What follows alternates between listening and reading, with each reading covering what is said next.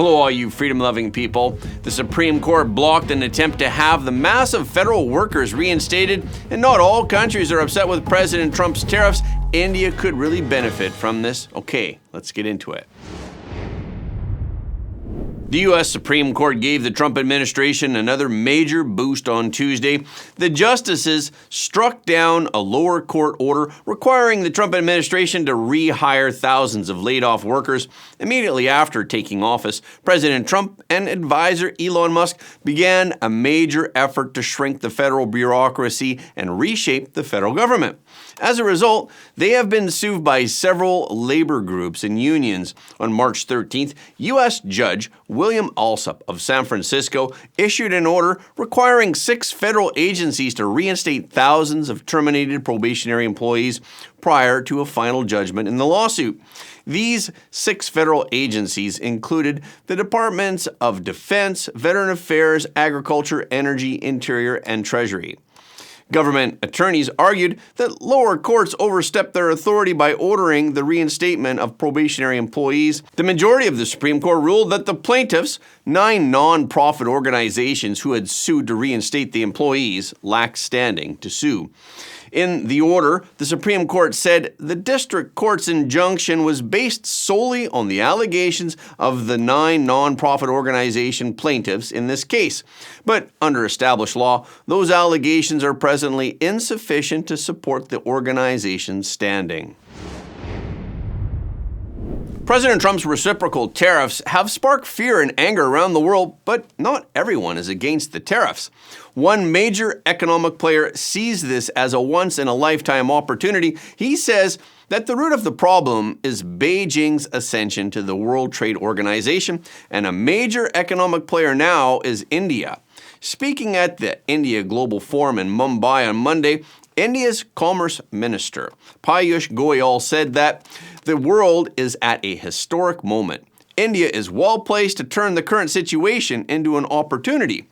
The moderator of the forum initially expected to hear from the Indian Commerce Minister a condemnation of President Trump's tariffs. After all, the U.S. has imposed a 26% tariff on Indian exports. However, Goyal's comments on the tariff policy were quite positive.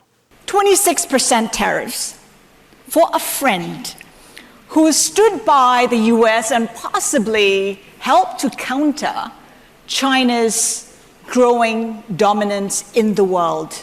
How do you feel about that? How does India feel about that? I think we all know that it's a formula-based tariff, and based on that formula, friend or foe, everybody fit into that formula and had a tariff imposed on them. So it's nothing to do with the fact that we are friends. Clearly, Prime Minister Modi and President Trump are very good friends, as are the administrations of the US and India, and as are the business persons and people of the two countries. So I think let's not conflate issues. There's nothing to do with, for that matter, UK is a very good friend, US is EU is very good friends all over. But I think this is just a formula-based tariff. This is the fairest comment I've heard so far. The tariffs were calculated by a formula and have nothing to do with whether two countries are friends or not.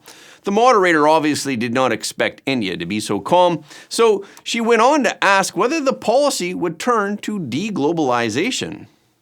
Put this in perspective for us. With what's going on right now, are we at the start of deglobalization? We've been throwing this word deglobalization for a while now. I don't think so. I think this is re-globalization with honest terms of trade and countries which believe in the rule of law, like India, working in partnership with like nations who also would like to have an orderly framework. In the short run, there could be some turmoil, but as I mentioned earlier, India believes in converting every crisis into an opportunity. Goyal is confident of India's strength and is not worried that the U.S. tariff policy will affect India's economy. Ms. Amin, we are a democracy. We believe in the rule of law. There's fair play. We don't discriminate between Indian or foreign investment. All are welcome. The rules of the game are equal. Everything we do is transparent, and we have a very, very independent judiciary and ferociously ruthless media. And add to that the social media now. Unforgiving. So obviously in India, we offer a conducive environment to work with. We have the world's largest population, 1.4 billion Indians, providing demand. And that local demand itself, sometimes I often worry that the local demand is growing so rapidly, and our businesses are quite comfortable to grow and meet the local demand. And despite that, we still need imports because there's so much demand in a fastest growing economy, large economy in the world, that we are not focused enough on even exports, which is why I appeal that we have to leverage on all these free trade agreements. When asked what triggered the current global economic turmoil, he argued that the starting point was the inclusion of the Chinese Communist state as a member of the WTO in the early 2000s. Since then, he said that the economic growth of the CCP has been at the expense of fair trade. But talk to us about how global trade will change on the back of what we're seeing right now. An environment with tariffs being imposed on all countries. It'll be a very different world. They have to figure out how it will be administered. I, for the life of me, have not yet been able to understand how they will administer. For example, I don't know if you've observed the trade deficit of the United States with Vietnam over the years. 20 years ago, it was close to zero, maybe $1 billion to $3 billion. 5 years ago, it was probably $30 billion. Or 7 years ago. During the Trump administration first term, they slapped tariffs on China. And everybody thought their trade deficit with China has come down as a result of those tariffs.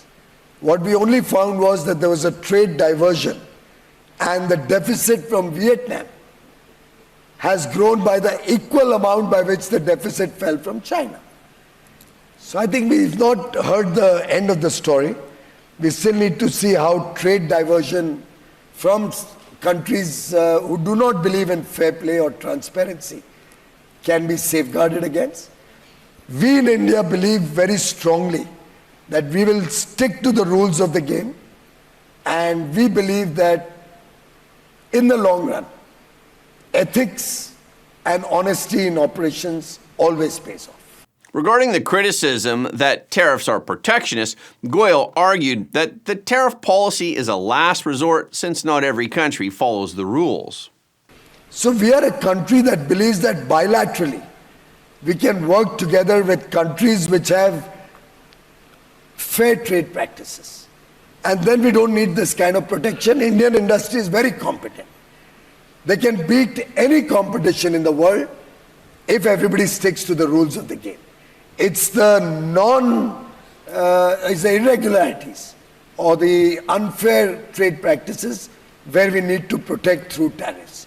So the White House announced the reciprocal tariff policy. And even though the opposition in the media was soaring and many governments expressed regret, after listening to this, it's also easier to understand why not many of them actually took retaliatory measures. This is because every country in the past did take advantage of the United States. Previously, because the U.S. was rich, the U.S. government didn't mind suffering some economic losses. They were more concerned about U.S. leadership. However, the present government does not subscribe to such logic. The current administration believes that the United States should not have to go into debt in order to help others. This view is, of course, recognized privately by almost every government. There's no reason to ask someone to go bankrupt to help you, so they all chose to negotiate. The only exception is the Chinese Communist Party. The CCP has chosen to fight to the end. After the U.S. continued to increase tariffs on communist China, Beijing announced that They will increase tariffs on all U.S. goods imported, with the rate rising to 84% effective on April 10th. The reason why the CCP has chosen such a mind-boggling way of confrontation is that the CCP's economic development has always been achieved by exploiting the loopholes of other countries. They don't know what fair competition and what fair trade are.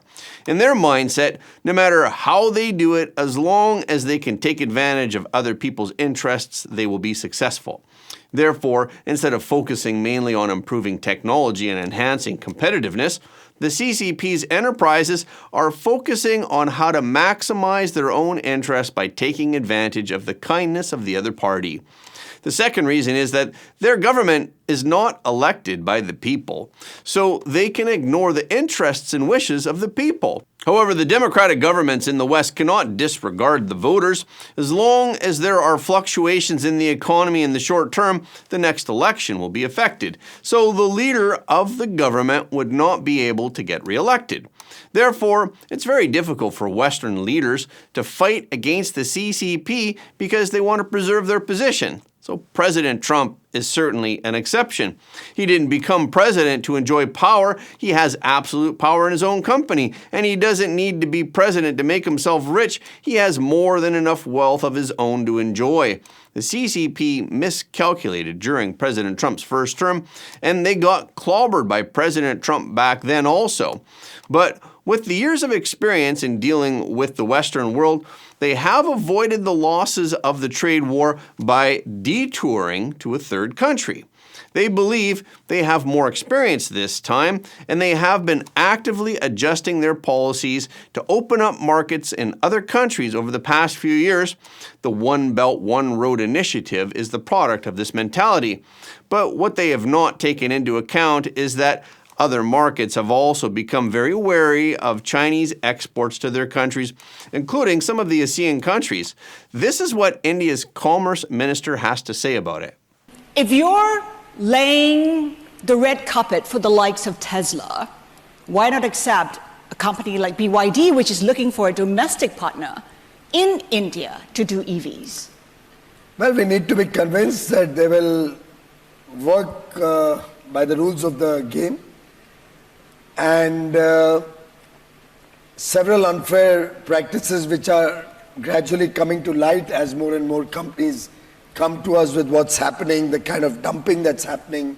Then, after all the fanfare and groveling, today President Trump announced that he is pausing the tariffs on most nations for 90 days, but he is raising the rate for China to 125%.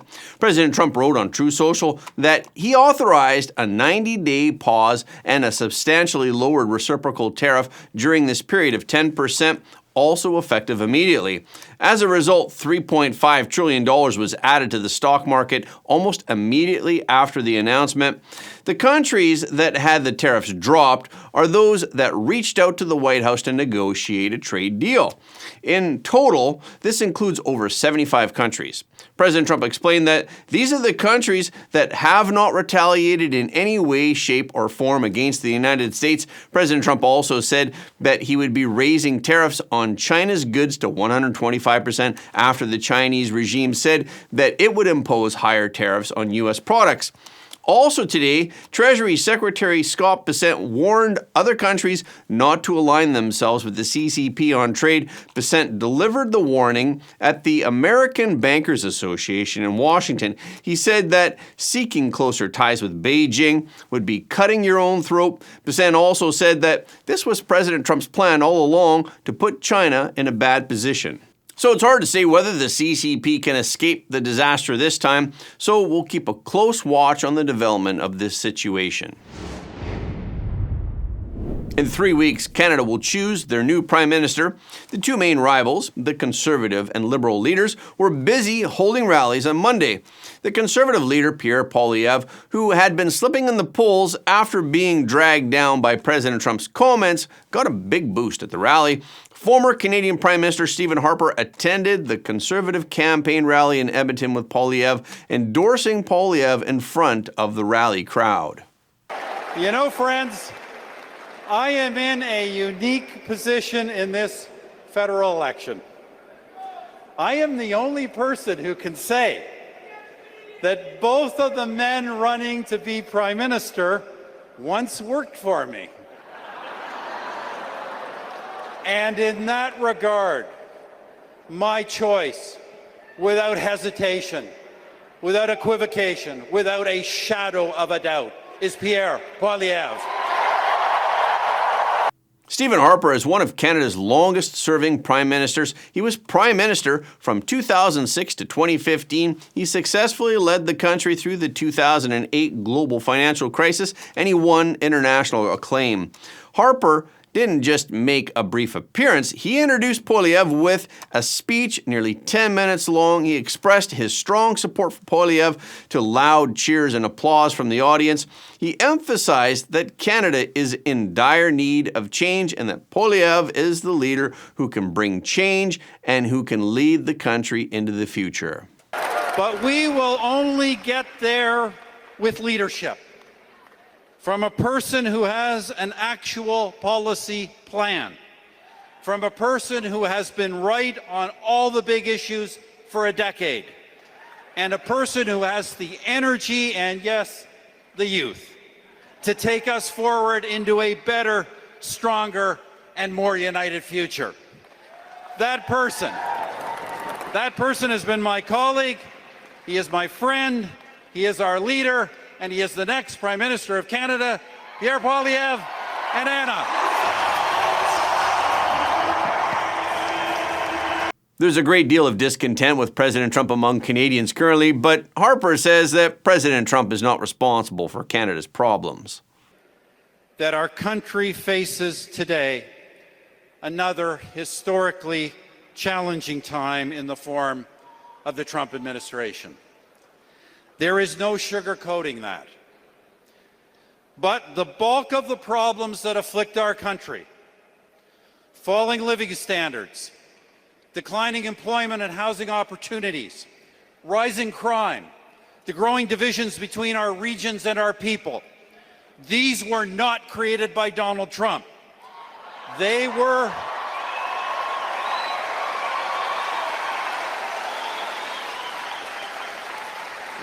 created by the policies of 3 Liberal terms, policies that the present Prime Minister supported and wants a 4th Liberal term to continue. Harper noted that Poilievre had long opposed these Liberal policies because they made Canada weak and more vulnerable to U.S. influence. He called on Canadians to seize this challenge and build a country with a world-class standard of living. As real and serious as it is, should not be another excuse for Liberal failure. Instead, it should be a historic opportunity. That's how we've got to see it. An opportunity to make Canada what it should be. Internally united, internationally connected, a truly independent economy with the highest living standards in the world. Harper said this goal does not depend on Trump, it depends on us. The Conservative Party put the crowd estimate at 12,000 people, which would make the rally one of the largest campaign events in Canadian history. And that's a wrap for this episode. Thank you so much for your support of Front Page. Please remember that every like, comment, and share helps more people to see the truth. If you haven't already, please subscribe. And if you have already subscribed, we thank you. But please double check to make sure that you're still subscribed, because some of our audience have reported that they're somehow unsubscribed without their knowledge. We've also heard that some of you don't get notifications of our videos anymore on YouTube. So when you do subscribe on YouTube, please make sure to tap the notification bell as well. Okay, this is our show for today. Thank you so much for tuning in. If you like what you heard today, please don't forget to like this video and share it with your friends and family, because everybody deserves to know the truth.